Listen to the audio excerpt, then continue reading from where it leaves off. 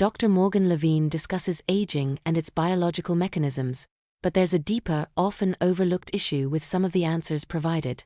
The idea that aging can be slowed down or even reversed is, at best, an oversimplification of the science.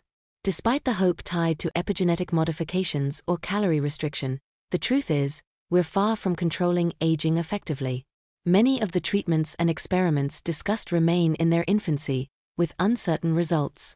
The public's thirst for quick fixes might be leading to unrealistic expectations about what current science can actually deliver. For instance, Dr. Levine mentions that, "We think we can slow the rate at which these changes accumulate, or possibly reverse them." While this sounds optimistic, the reality is that we are dealing with a host of biological complexities. The idea of completely halting aging or making it a thing of the past is speculative and largely unproven. We're still far from understanding the full scope of aging's genetic and environmental factors. The assertion that interventions such as epigenetic reprogramming might be the future is still an area of research without any major breakthroughs to back up claims. Additionally, Dr. Levine's dismissive take on the aging experience, like the claim that hangovers don't get worse as we age, ignores the reality of many people's lived experiences. Yes, the science might say hangovers are remembered poorly with age, but that doesn't account for the physical toll many people feel over time. These kinds of glib answers risk trivializing the real suffering that comes with growing older, as chronic pain, mobility issues, and cognitive decline are very real problems.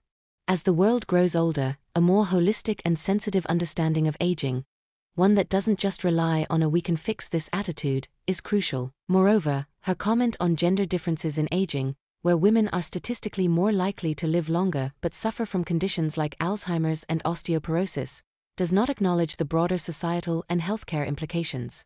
These conditions disproportionately affect women, and offering an "it's good news" angle because women live longer fails to address the deeper, often more debilitating impact of these diseases. There's a push to extend health span over lifespan, but even here, the evidence doesn't quite match the rhetoric.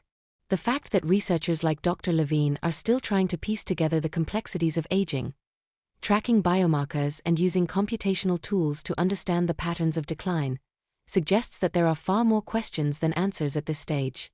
The notion of improving health span without a full understanding of aging's intricacies might ultimately lead to missteps in developing effective interventions. In essence, while there is plenty of talk about the potential to manipulate the aging process, the current science isn't ready to back up these promises. People eager to reverse aging or ward off its effects may find themselves disappointed by the reality that many of these breakthroughs are still in the realm of research and far from being practical or universal solutions. The pursuit of longevity is not without merit, but it requires more than just wishful thinking. It needs a grounded approach, a realistic understanding of the hurdles, and perhaps, a bit more humility about what science can actually achieve.